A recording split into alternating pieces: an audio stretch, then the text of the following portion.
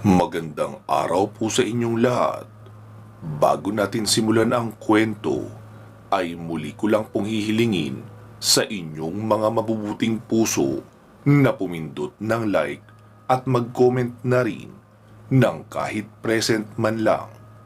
Siguro naman hindi yun magdudulot sa inyo ng malaking perwisyo, di ba?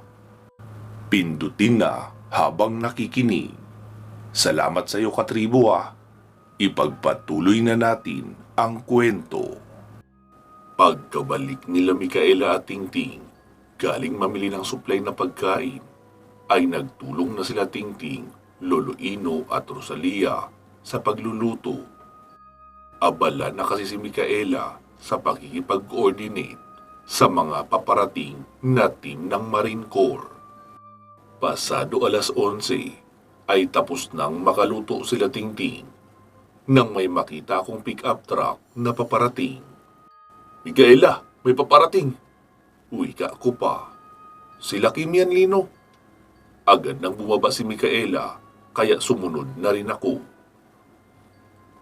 Nakita kong nakapwesto na agad sila Tingting at Rosalia sa magkabilang bintana at nakatutok na ang baril sa labas. Rosalia, mga kakampi natin ito. Wika pa ni Micaela noong madaanan si Rosalia na seryosong nakasilip sa scope ng sniper rifle na hawak niya. Huminto sa may tabi ang sasakyan, tapos bumaba ang dalawang matatangkad at mga tisaying dalaga. Napasabi tuloy ako sa isip ko ng, hindi ba nasabi ni Micaela na digmaan ang pupuntahan? Bakit mga panlaban sa beauty contest ng mga babae ang inibita niya? Pagkalapit ni Micaela sa mga babae, ay iyong isa lang ang niyakap niya. Kinamayan naman siya noong isa. Tapos bumaba mula sa driver's seat ang isang medyo may edad na lalaki. Pero sa kilos at pangangatawan nito, mukhang bihasa sa labanan. Parang si Rafael din kung gumalaw, tsaka masusi kung makapagmasid sa paligid. Nagsalita si Micaela. Lino, mga kasangga namin ni Rafael sa ahensya. Ito si Kim, si Venus at si Benny. Si Benny ang best friend ni Rafael.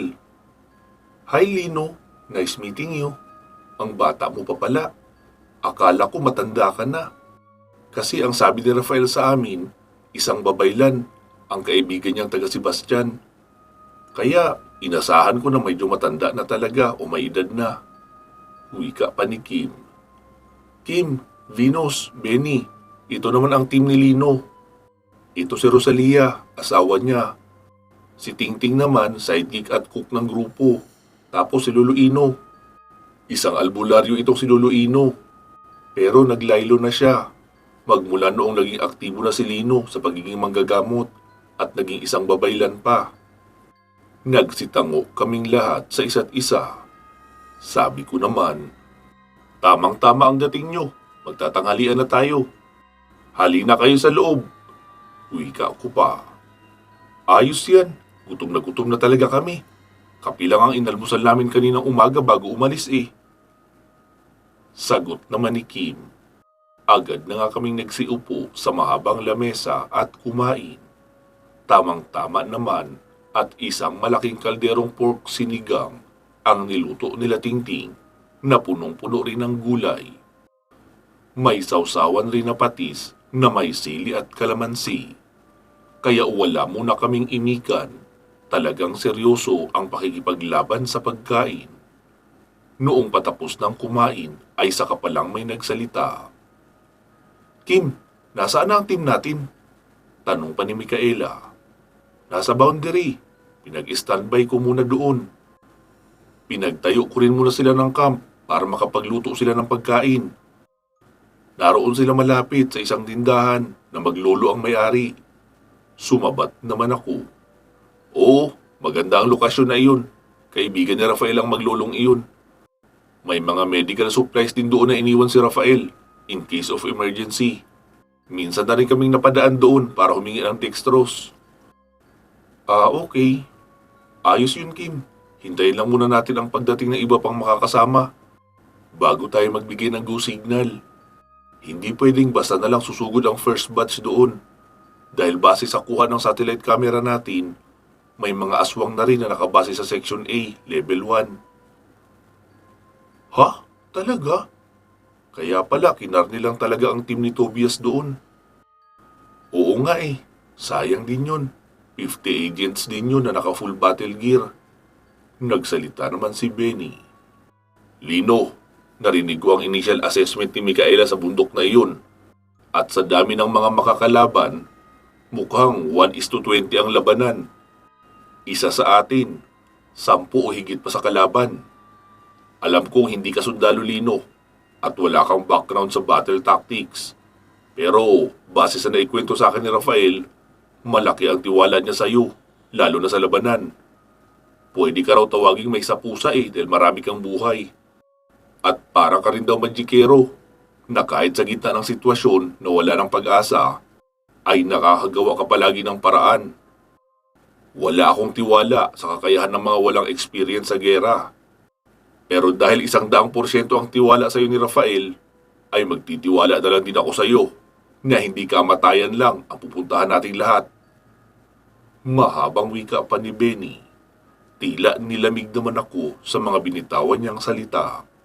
Kasi napakaseryoso nito at buong-buo ang boses. Para siyang isang opisyal ng sundalo kung bumigkas ng bawat salita. Sabi ko naman, tama ka, Benny. Wala talaga akong kasanayan katulad ng mga pinagdaanan yung mga birador. Pero medyo sanay na akong kasayaw si kamatayan. At nalulusutan ko ang mga misyon nang walang nalalaga sa team ko. Sige, malalaman natin yan kapag oras na ng pagsalakay. Sagot niya pa sa akin na tinanguan ko na lang. Matapos makapagtanghalian ay pinagpahinga na muna namin ang tatlo sa isang silid. Malawak naman ang gusaling iyon at maraming silid, kaya kahit marami pang dumating na tutulong sa amin, ay may mapagpapatuluyan kami sa kanila. Dahil sa medyo puyat ako, kaya muli din akong natulog. Noong magising ay 5:00 na. Nakita kong naroon si Kitaro sa tabi ko, nakaupo lang at nakatingin sa bintana. Kitaro, kumusta? Hindi maganda, Lino. Galing ako nagpatrolya sa bundok na hawak ng mga kalaban. Mabigat ang naghihintay sa atin roon. May mga bahagi ng bundok na hindi ko mapuntahan dahil may bakod na orasyon. Ha? Pwedeng bakuran ng bundok? Oo, Lino. Kung ikaw kaya mong magbakod ng isang pamamahay, paano pa kung mahigit 50 antingero at makakaliwang babaylan? Sa tingin mo, hindi ba nila kakayaning magbakod ng isang malawak na bahagi ng kabundukan? Hala, ganun sila karami? Oo, Lino. Base sa nararamdaman kong pinagmumula ng aura, marami sila ang gumagamit ng itim na karunungan. Lino, bumaba ka na. Marami na ang paparating ng mga panauhin mo. Sige, Kitaro. Salamat sa impormasyong dala mo. Matapos naming mag-usap ni Kitaro, ay agad na akong bumaba. Nakita kong nakatulala si Tingting na nakaharap sa laptop. Ting, marami na ang paparating na panauhin. Pasuyo naman, magpainit ka na ng tubig. Ihanda mo na rin ang lamesa. Ilatag mo na roon ang mga styro cups at mga 3-in-1 na kape. Isama mo na rin palang ilatag ang mga tinapay at palaman para makakain na ang mga gutom. Sige, Kuya Lino. Pagkababa ko ay naabutan ko sa labas sina Micaela, Kim, Venus at Benny. Pare, magkape ka na. Wika pa ni Benny. Sige, sir. Sagot ko naman sa kanya. Sir ka dyan. Pare na lang. Hindi naman ito military operation. At matagal na rin akong wala sa Marine Corps. Isa na lang akong pangkaraniwang sibilyan ngayon. Okay. Maiksing sagot ko pa. Medyo naiilang pa rin kasi talaga ako kay Benny dahil mukha siyang masungit. Palibhasa medyo may edad na rin kumpara sa amin ni Tingting. Maya-maya ay nakita kong may nagliliwanag sa unahan. Tapos nakita kong lumitaw mula sa isang puno sina Rene at Ron. Ilang saglit pa ay nakita kong nakasunod na sa kanila ang grupo ng mabubuting rebelde na nakilala ko dati na pinamumunuan ni Katemyong at ng kanyang anak na si Alex. Agad naman akong naglakad papasalubong sa kanila. Maraming salamat sa inyo, Rene at Ron. Maraming pagkain sa loob, may kape rin. Wala mo nang iinom ng alak ha. Tutok muna tayo sa misyon ngayon, saka na ang kasiyahan. Ariglado, Lino, walang problema. Lino, kumusta? Bati pa ni Alex sabay yakap sa akin. Maging si Katemyong ay niyakap din ako bilang pagbati. Long time no si Lino ah. Parang kailan lang noong pumunta ka sa amin. Binatilyo ka lang halos doon na. Ngayon, ang laki na ng katawan mo at tumangkad ka na ng husto. Ang balita ko, isa ka na raw babaylan. May mga gabay ka pang 2 tikbalang. Opo, mga kaibigan ko sila. Maliban din sa kanila, marami pang mga elemento na umaalalay sa akin. Nasaan na ang mga makakalaban natin, Lino? Tanong pa ni Katemyong. Nasa bundok po. Hawak nila ang buong bundok. Pero bago ako magpaliwanag tungkol sa sitwasyon, papasukin niyo muna lahat ng mga kasamahan niyo nang makakain at makapagkape na rin muna. Sige, Lino, tamang-tama. Hapon na rin naman at oras na para kumain. Wala din kaming baon. Uwi ka pa ni Katemyong. Hindi po problema ang pagkain. Naghanda talaga kami ng maraming makakain sa loob. Matapos ng kamustahan, ay sinenyasan na ni Alex ang hindi bababa sa 50 na kalalakihan na kasama nila. Nagulat pa ako noong biglang may yumakap sa akin. Lino! Halos hindi na kita makilala ah. Ang laki na ng ipinagbago mo. Mang Cardo? Oo, Lino. Ako nga. Paano po kayong napasama kina Katemyong? Ganito kasi yan, Lino.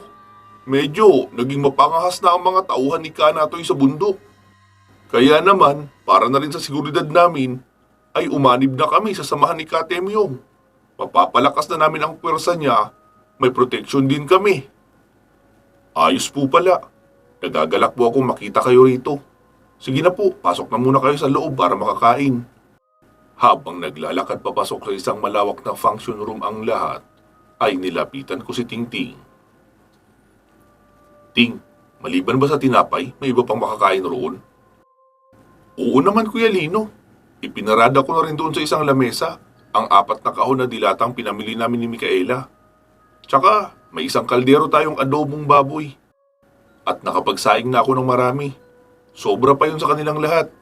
Naka-4 na saing na kasi ako eh. At ipinalagay lang ni Micaela sa isang malaking ice chest para daw hindi lumamig. Marami raw kasi ang makikikain rito dahil pinapunta niya na rin ang team ng Marine Corps. Ganun ba?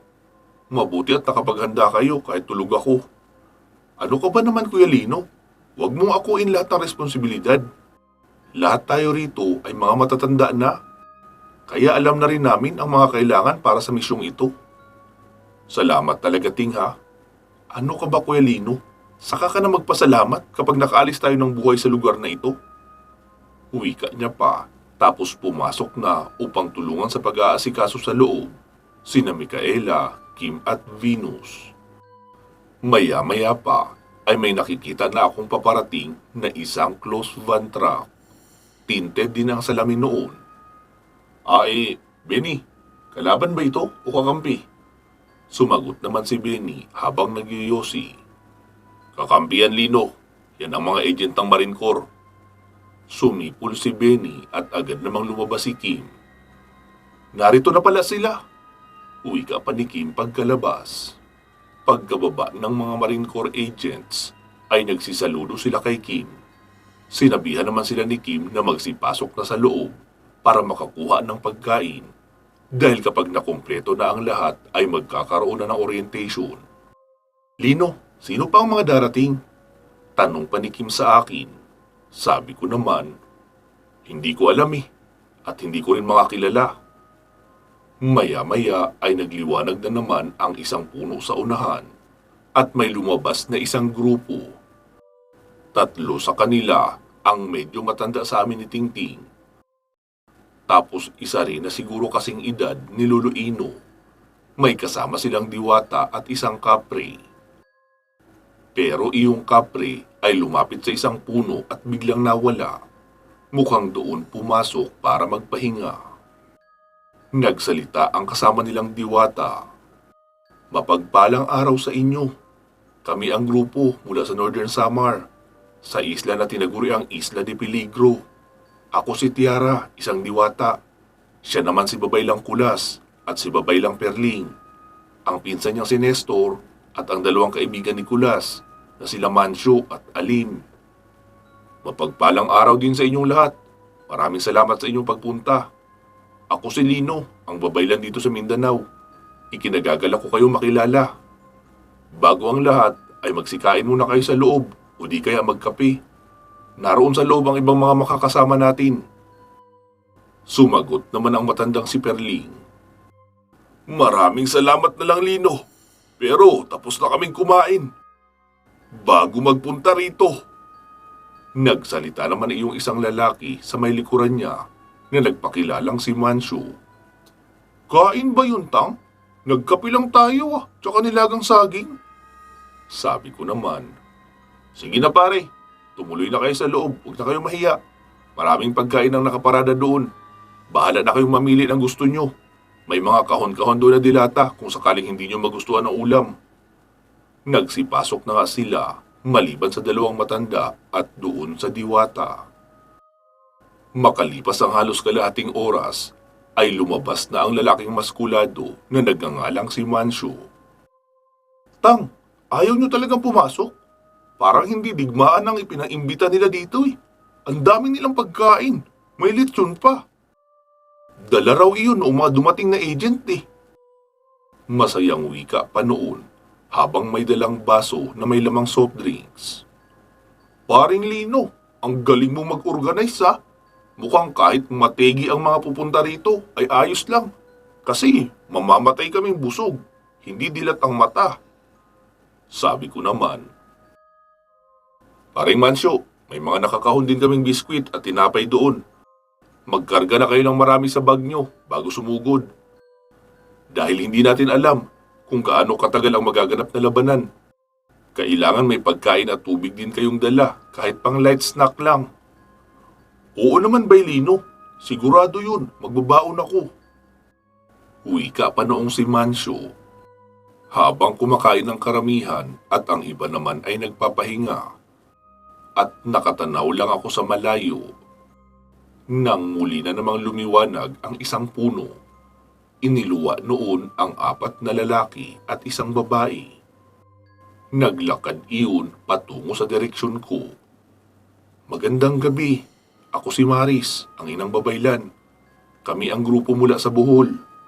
Sinabihan rin kami ni Inang Kalikasan tungkol sa mangyayaring digmaan. Magandang gabi rin sa inyo. Ako si Lino, ang babaylan ng Mindanao. Brad, ako si Magnus. Ito naman si Tombi at Pandoy, tsaka si Mang Ambo, mga kaibigan ko. Ano nang plano mo sa magaganap na digmaan? Tanong pa noong Magnus. Marami tayong plano dyan, Brad. Pero bago ang lahat, tumuloy muna kayo sa loob para makakain o makapagmerienda. Naroon sa loob lahat ng makakasama natin. Kapag narito na ang lahat at kumpleto na, saka na ako magsasagawa ng orientation. Ah, ganun ba, Brad? Sige, tuloy na kami sa loob. Kailangan din namin magpahinga kaunti. 2 gabi na kaming sunod na lumalaban sa mga taong lobo eh. Okay, sige. Sagot ko pa at nagsipasok na rin sila sa loob. Naglakad na ako patungo sa unahan kasi pinapakiramdaman ko kung meron pang puno ang magbubukas. Ilang saglit pa ay may narinig akong boses pero nasa loob lang ng isipan ko. Lino, ako ito si Duran. Galing kami ni Jorim nagmasid sa bundok na sinasabi mo. Tama ka, masyadong marami ang kalaban na naroon. Kailangan natin ng karagdagang tauhan. Kukunin ko ang kalahati ng hukbo namin. Mas kakailanganin natin iyon dito. At malakas ang kapangyarihan ng mga antingirong naroon sa bundok. Sige Duran, salamat ha. Wika ko pa. Tapos bumalik na rin ako sa loob ng fire station para kumain na rin. Mga katribo, shift muna tayo uli ha sa third party narration para isahan na lang ang pagpapaliwanag sa lahat ng mangyayari. Habang naroon si Lino sa loob ng malaking hall kung saan nakalagay ang mga pagkain, ay nakita niyang marami nga ang pagkain na naroon. Kaya sumandok na rin siya ng kanin at kumuha ng kaunting nakahiwa na litsong baboy. Kumuha na rin siya ng sabaw ng sinigang na nakalagay sa malaking kaldero. Matapos makakain ay sinabi niya sa lahat na sundan na siya sa ikatlong palapag upang masimulan na ang orientation. Agad namang tumalima ang lahat. Silang dalawa ni Micaela ang nagpaliwanag ng sitwasyon at kung ano ang maaaring makaharap sa bawat level ng bundok. Nag-assign na rin si Lino ng 2 o 3 sa bawat team na magiging coordinator na magsusuot ng communication device para alam kung saan ang destinasyon ng bawat grupo. Dahil sa pare-pareho namang may karanasan sa pakikipaglaban, kaya hindi naging mahirap ang pagpapaliwanag na ginawa ni Lino at Micaela. Sisimulan natin ang pagsalakay mamayang 3:00 ng madaling araw para kahit papaano ay tulog pa ang mga taong nasa ibaba at maaaring ilan din sa mga tauhan ng kalaban ay tulog din. Huling wika pa ni Lino bago tinapos ang pagsasalita. Matapos ang orientation ay nag-usap-usap naman ang grupo ni Magnus. Maris, mukhang kulang na kulang tayo sa tao. Base sa live video feed ay pinakita nila. Tagilid tayo nito. Wika pa ni Magnus. Sabi naman ni Maris, anong gagawin natin? Hingin natin ang tulong ng mga Okami. Malaki ang grupo nila at mukhang may kasanayan sa pakikipaglaban. May disiplina rin sila kaya hindi sila mahirap i-guide para sa misyon. Mukhang tama ka, Magnus. Kailangan natin ng karagdagang bilang. Pero paano tayo makakabalik doon? One way lang ang portal natin. Sumagot naman si Magnus. Di kausapin natin si Lino. Balita ko may diwata rin siyang gabay. Pwede tayong ibiyahe papunta at pabalik noon. Sige, kausapin mo si Lino. Sagot naman ni Maris. Lumapit si Magnus kay Lino.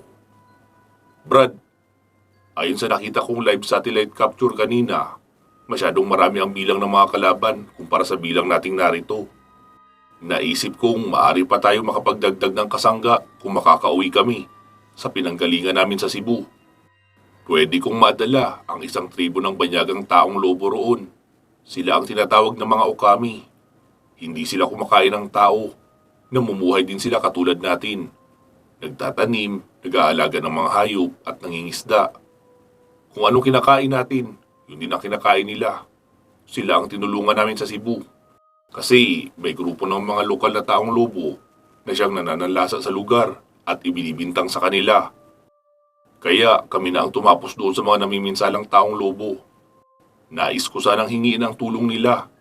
Kaso nga lang, one way lang ang portal namin papunta rito. Pero kung may diwata ka dyan na pwede kaming iportal papunta at pabalik, ay maigi sana. Mahabang paliwanag pa ni Magnus. Sumagot naman si Lino. Oo Brad, meron. Maraming salamat Magnus ha. Mabuti at naisip mo yan. Sige, mamayang mga 12:00 ng hating gabi ay pwede kayong samahan ni Clea sa lugar na iyon at maigagawa kayo ng portal papabalik. Sige Brad, ayos yan. Wika pa ni Magnus sabay tapik sa balikat ni Lino at bumalik na sa silid kung saan naroon nagpapahinga ang kanyang grupo. Noong sumapit ang pasado 11:00, ay naglakad patungo sa unahan si Lino upang tawagin ang kanyang orihinal na grupo. Clea, Ron, Rene, Ringo, magpakita muna kayo. Gusto ko kayong makausap. Bulong niya pa sa hangin. Ilang saglit lang ay nagsilitaw na ang mga iyon. Lino, ano yun?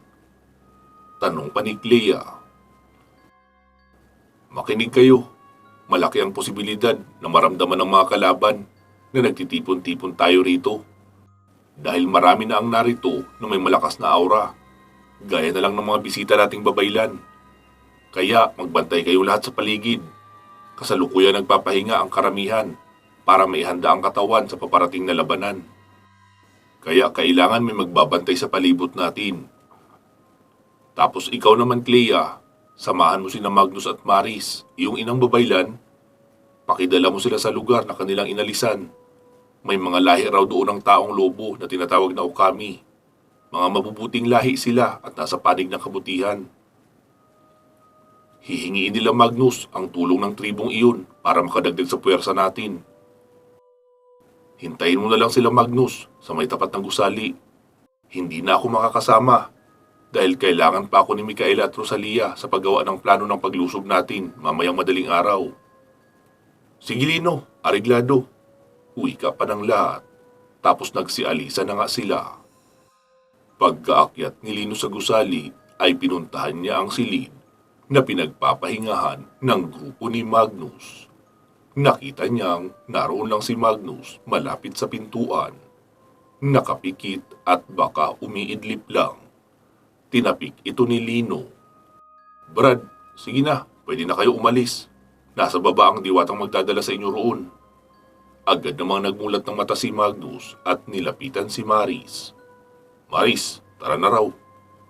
Tumango lang ang inang babaylan tapos magkakasabay na silang bumaba. Si Lino naman ay dumiretso na sa command center nila kung saan naroon si Rosalia, Micaela at Tingting na nakabantay sa mga nakaon na laptop. Anong balita dyan, Micaela? Masama, Lino. May nadidetek akong dark energy signature sa bundok.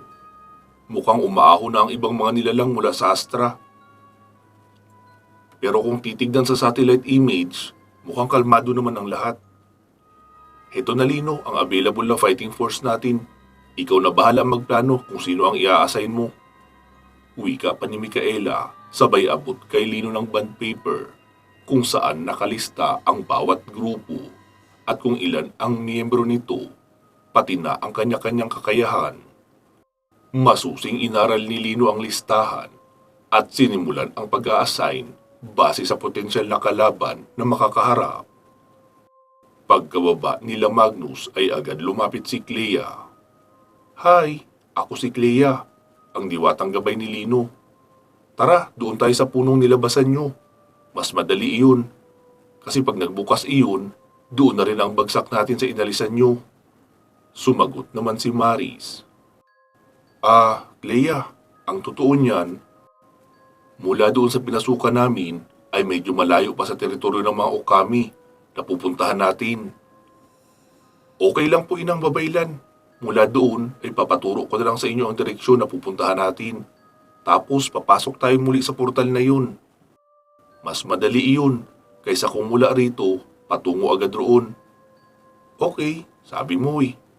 Nakangiting sagot pa ni Maris. Hinawakan na ni Clea ang puno tapos agad na iyong nagliwanag.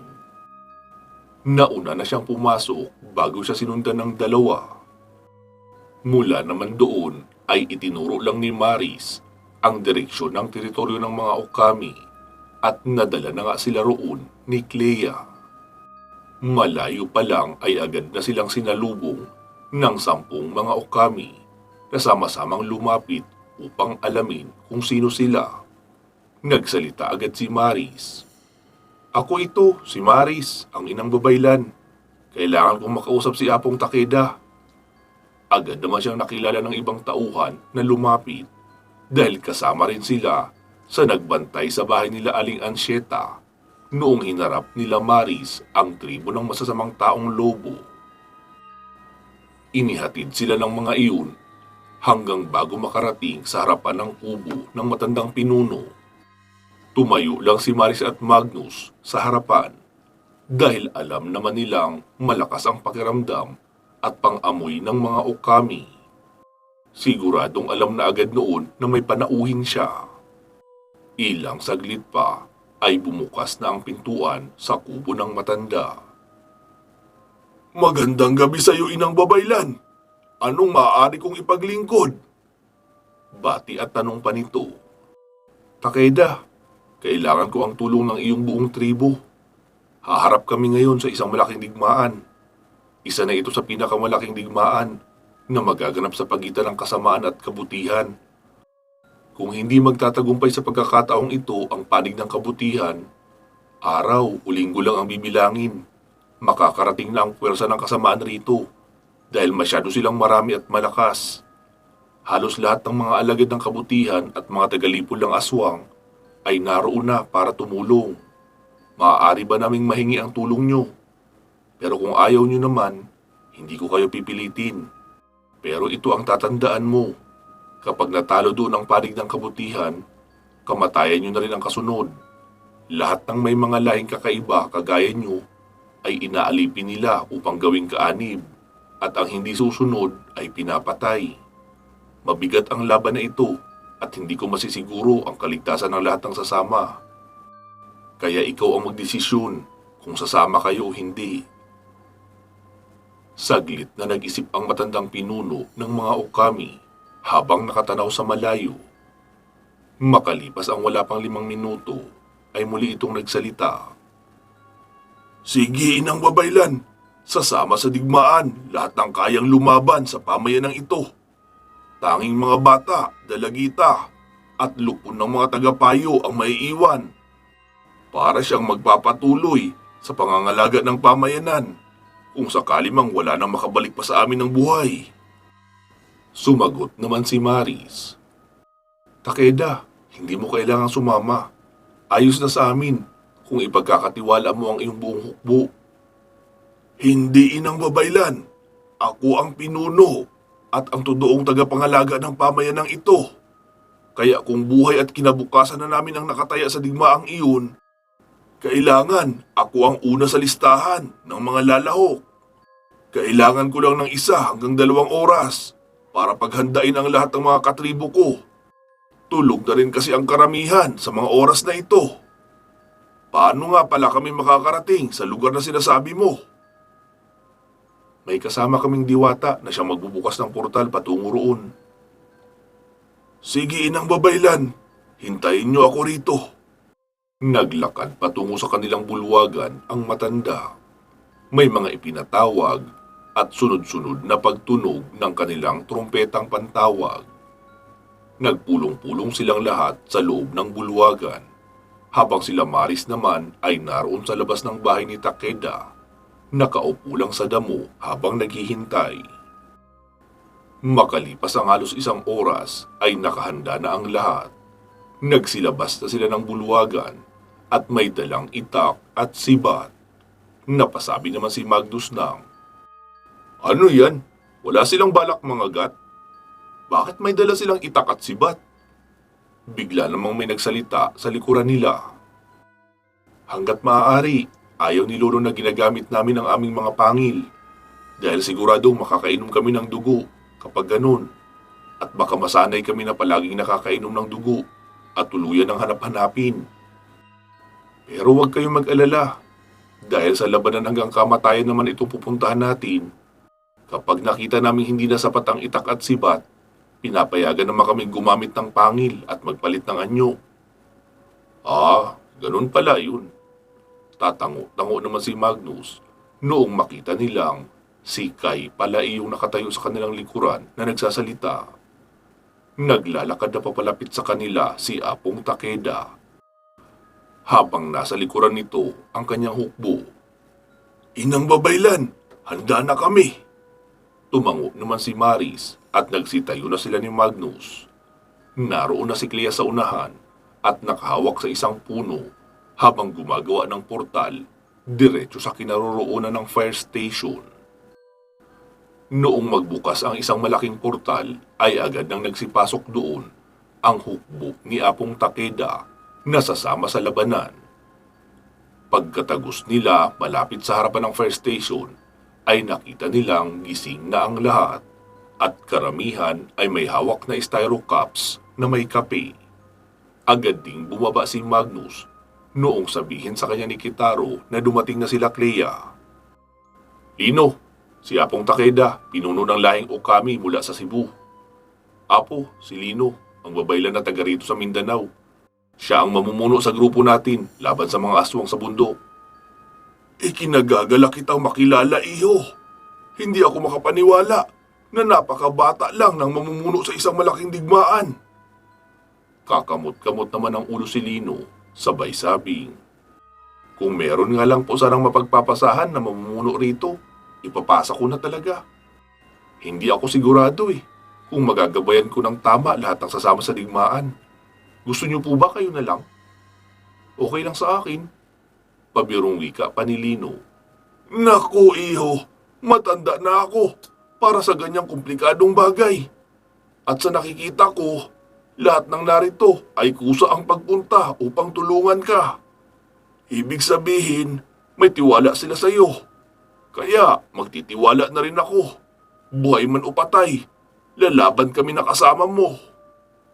Wika pa ng matandang si Apong Takeda, sabay lamano kay Lino. Maraming salamat po. Sige po, may mga pagkain at kape sa loob. Magsikain na po muna kayo roon. Magdidispatch na ako ng unang batch ng susugod. Magnus, sa team mo sasama ang tribo ni Apong Takeda ha. Tsaka ito nga pala Magnus, communication device natin. Meron yan ang bawat grupo. Bahala ka na kung kanino mo ibibigay ang dalawa. Basta sa'yo ang isa niyan. Sige Lino, salamat. Wika pa ni Magnus at sinamahan na ang grupo ni Takeda na pumunta sa malaking silid na may mga pagkain. Muli nang umakyat si Lino sa command center. Mikaela, ready na tayo? Lino, heto ang 4 na signal boosting aparatos. Ikaw na bahala mag-utos kung sino ang magdadala niyan sa bundok. Kinuha iyon ni Lino at pinindot ang on sa kalumabas. Clea, makikisuyo ako uli. Ano yun Lino? Pakilagay ito sa level 2 ng bundok. Sige Lino. Lumapit naman siya sa grupo ni Kulas. Brad, may diwata rin kayong kasama di ba? Agad namang lumapit si Tiara. Ano yun Lino? Tiara ang pangalan mo, di ba? Wow, ang galing mo naman. Naalala mo agad ang pangalan namin? Oo. Tiara, makikisuyo sana ako. Pakilaglag nito sa level 3 ng bundok. Nakita mo naman sa orientation ko, di ba? Kung saan banda ang level 3? Oo, Lino. Sagot pa ni Tiara, sabay tanggap noong aparatus sa kabigla ng nawala. Minari, makikisuyo ako. Bulong pa ni Lino sa hangin. Bigla namang lumitaw sa harapan niya ang diwatang si Minari na asawa naman ng Nephalim na si Duran. Minari, pakilaglag ako nito sa level 4 at level 5. Mabilisan lang ha. Pagkarating doon, laglag lang at alis agad para hindi ka mamataan ng mga kalaban roon. Oo Lino, sanay akong magkubli ng aura ko. Kaya makakaasa kang walang makakaalam na nagtungo ako roon. Pagkasabi lang noon ay agad na rin iyong nawala. Makalipas lang ang ilang saglit ay nakabalik na lahat ng diwata na umalis para maglaglag ng signal boosting aparatus. Kinuha na ni Lino ang kanyang radyo. Mikaela, in position na ang mga boosting aparatus. Pakicheck ng signal kung malinaw ang dating mula sa bundok. Oo Lino, malinaw. Okay, copy that. Muli nang umakyat si Lino sa itaas upang simulan na ang planong pagsalakay. Rosalia, Lola Ino, kayo ang magmumonitor ng communication. Ipapatawag ko na rin si Mang Ambo para makasama niyo rito. Mikaela, humanda ka na. Sumama ka sa team ng Marine Corps. Umalis na kayo at pumwesto sa starting point ng pag-atake. Lino, nabigyan mo na ba ang lahat ng team ng earpiece para sa radio communication? Oo. Sa team ng Marine Corps, kayong 4 nila Benny, Kim at Venus ang pare-parehong may earpiece. Sa team ni Kulas, si Kulas, Mang Nestor at si Tiara ang meron. Sa team Rebel naman, si Alex at Mang Cardo. Tapos sa team nila Magnus ay si Magnus at si Maris ang meron. Sa mga Okami naman, si Kai at Apong Takeda. Tapos sa Nephalim, si Jorim at Minari. Okay Lino, malakas ang signal nilang lahat. Rosalia, nailista mo ba lahat kung sino-sino ang coordinator sa bawat grupo na sinabi ko?